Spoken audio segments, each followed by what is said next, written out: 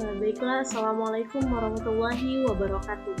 Perkenalkan, saya Hairul Laili Nur Amalia dengan NIM 10722111034. Sekarang menempuh pendidikan di semester 3, jurusan Matematika Universitas Bangka Belitung. Baiklah, pada video kali ini saya akan membahas materi pada mata kuliah persamaan diferensial biasa mengenai persamaan diferensial homogen dengan koefisien konstan, yang dimana terdapat 3 kasus. Nah, sebelumnya izin kepada Ibu Ririn Amelia STMSI selaku dosen pengampu pada mata kuliah persamaan diferensial biasa. Baiklah, saya langsung membahas mengenai materi pada video kali ini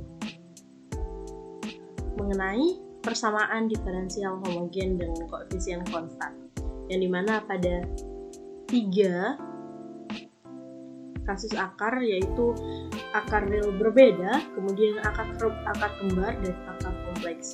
Oke, sebelum berlanjut, sebelumnya kita harus mengetahui dulu dengan persamaan diferensial orde 2, karena nanti materi ini akan disangkut pautkan dengan persamaan diferensial homogen ini, yang dimana ordenya akan ada yang namanya orde tinggi gitu. Nah, persamaan diferensial orde 2. Nah, di sini memiliki bentuk umum sebagai tertera, yaitu A dikali dengan turunan kedua dari Y ditambah B dikali dengan turunan pertama dari Y ditambah C dikali dengan Y sama dengan 0. Oke. Gimana? Dia di sini sama dengan 0 dalam artian dia homogen. Yang dimana A, B, dan C-nya itu konstantas barang. Nah, apa sih yang bakal kita kerjakan dari yang kita ketahui bentuk umumnya ini? Gitu. Nah, jadi di sini kita mencari persamaan yang berkorespondensi dengan bentuk umum ini, atau yang biasa dinamakan dengan persamaan karakteristiknya. Gitu. Nah, di sini caranya kita menebak dulu tebakan awal dengan anzat, yaitu y-nya kita misalkan dengan eksponen pangkat mx. Kemudian turunan dari y tersebut yaitu m kali e eksponen pangkat mx. Kemudian turunan keduanya yaitu m kuadrat dikali dengan eksponen pangkat mx. Nah, dari tebakan awal tadi kita masukkan saja, kita substitusikan saja ke dalam bentuk umum PD orde 2 tadi. Nah, setelah substitusikan ternyata dapatlah hasil bahwasanya eksponen pangkat mx dalam kurung a dikali dengan m kuadrat ditambah b kuadrat ditambah c kuadrat.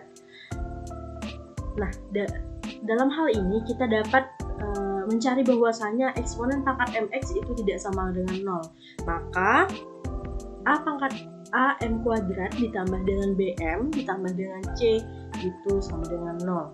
Hal ini menyatakan bahwasanya persamaan tersebut berkorespondensi dengan bentuk umum tadi. Nah, nanti persamaan ini akan kita gunakan dalam hal pencarian mencari yang namanya solusi basis gitu.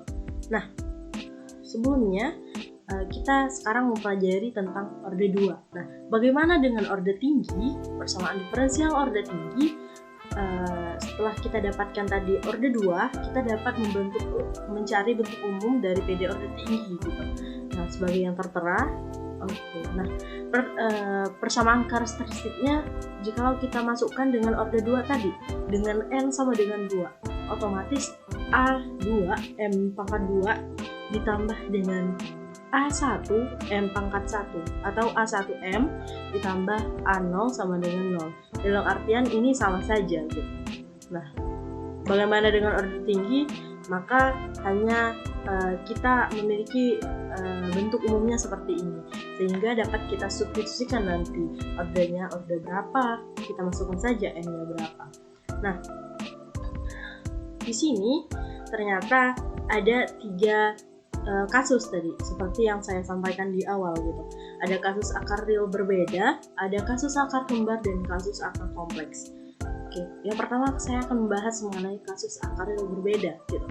Nah, sebenarnya kalau akar real berbeda ini yang dimana jikalau nilai B kuadrat dikurang 4 kali A kali C-nya itu lebih dari 0 gitu. Tentunya yang kita butuhkan di sini bagaimana cara kita menentukan solusi basis dan solusi umumnya gitu. Nah, untuk solusi basisnya itu YI sama dengan eksponen pangkat MIX gitu. Nah, bagaimana dengan solusi umum?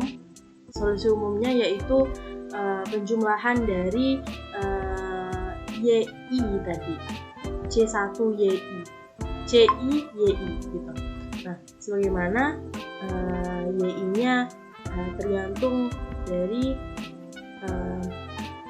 N yang kita cari gitu. Nah, kemudian ada kasus akar kembar. Nah, kasus akar kembar di sini yaitu jikalau B kuadrat dikurang 4AC-nya itu sama dengan 0. Nah, dalam hal ini solusi basis yang kita gunakan yaitu Y1-nya sama dengan Y pangkat M1X, Y2 sama dengan X kali M1X. Mengapa seperti ini? Mengapa akar berbeda dengan akar real berbeda? Akar real berbeda, solusi basisnya. Karena seperti yang kita ketahui, kalau akar kembar, maka dia dua-duanya akan sama gitu. M1 sama dengan M2. Maka dengan analisa ternyata didapatlah solusi basis seperti ini gitu. Sehingga bentuk umumnya yaitu YK sama dengan X pangkat K dikurang 1 dikali dengan eksponen M1X. Nah, untuk solusi umumnya tersendiri sama seperti dengan kasus akar real berbeda. Hanya saja di sini untuk solusi basisnya tadi yang berbeda gitu. Nah, bagaimana dengan kasus akar kompleks gitu? Nah, kasus akar kompleks di sini jikalau B kuadrat dikurang 4AC-nya itu kurang dari 0. Nah, bagaimana solusi basisnya dan solusi umumnya? Untuk solusi basis tersendiri gitu. Untuk Y1-nya sama dengan eksponen pangkat A plus alpha plus beta I dikali dengan X. Dengan X Y2-nya yaitu eksponen pangkat alpha dikurang beta I dikali dengan X. Bagaimana dengan solusi umumnya? Solusi umumnya yaitu Y sama dengan C1 dikali dengan cos beta X ditambah C2 dikali dengan sin beta X dikalikan lagi dengan eksponen pangkat alpha X. Nah, selanjutnya kita akan membahas mengenai contoh soal. Yang nomor pertama, carilah solusi umum dari persamaan diferensial berikut. Yang A nih, turunan kedua dari Y dikurang dengan 4 dikali dengan turunan pertama dari Y ditambah dengan 3Y sama dengan 0. Nah, untuk pembahasan yang pertama, ternyata jikalau kita melihat kita melihat dengan penyelesaian ini, bahwasanya yang pertama ini memiliki yang namanya kasus akar real berbeda gitu. Nah, caranya yang pertama dari persamaan ini kita lakukan korespondensi yang persamaan karakteristik yang kita cari di awal tadi, yaitu M kuadrat dikurang AM kuadrat dikurang dengan BM ditambah dengan C gitu. Nah, dalam hal ini dapatlah persamaan karakteristiknya yaitu M kuadrat dikurang 4M ditambah 3 sama dengan 0, sehingga didapatlah M1-nya sama dengan 1 dan M2-nya sama dengan 3. Nah, untuk yang kedua gitu, turunan kedua dari Y dikurang 8 dikali turunan pertama Y ditambah 16Y sama dengan 0. Nah, langsung saja ke yang ketiga, nanti kita akan bahas langsung kedua-duanya gitu, yang dimana yang ketiga itu turunan kedua dari Y dikurang 6 dikali turunan pertama dari Y ditambah 13Y sama dengan 0. Oke. Untuk nomor 2 itu sama saja stepnya seperti tadi, kita lakukan korespondensikan dengan persamaan karakteristiknya, yaitu didapatlah hasilnya, sehingga kita dapat mencari bahwasannya Y1-nya berapa, Y2-nya berapa.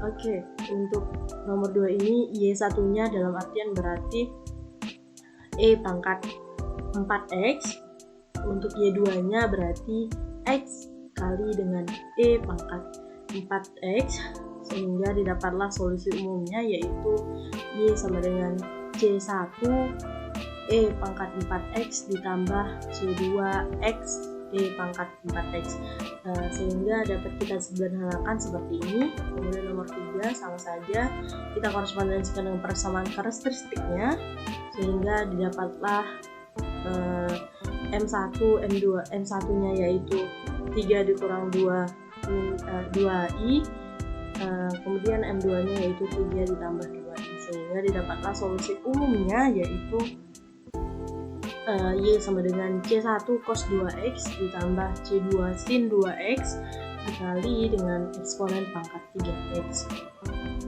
Nah, bagaimana dengan penerapannya pada Maple? Oke, untuk yang pertama, untuk kasus yang pertama, penerapannya pada Maple. Oke. Nah, di sini kita langsung masukkan saja. Kita restart, kita artinya kita memulai, kemudian kita masukkan saja persamaan yang akan kita cari solusinya. Kemudian dengan Z sama Z titik 2 sama dengan div YX X $2. X $2 dalam artian dia menyatakan bahwasanya ini turunan dari kedua dari Y gitu. Nah, kemudian dikurang 4 div Y X, X dalam artian dia menyatakan bahwasanya turunan pertama dari Y, kemudian 3 ditambah dengan 3YX sama dengan 0. Kemudian kita mencari solusi umumnya dengan SU titik 2 sama dengan dissolve dalam kurung Z, YX. Oke. Nah, didapatkanlah solusi umumnya seperti ini, sehingga sama yang kita lakukan secara manual gitu. Nah, begitupun yang lainnya, hanya kita memasukkan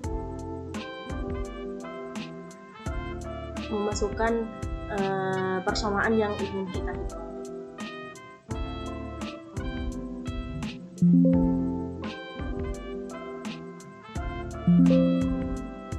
Oke, mungkin cukup sekian yang dapat saya sampaikan pada materi kali ini.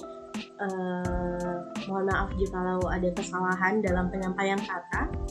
Saya akhiri. Wassalamualaikum warahmatullahi wabarakatuh.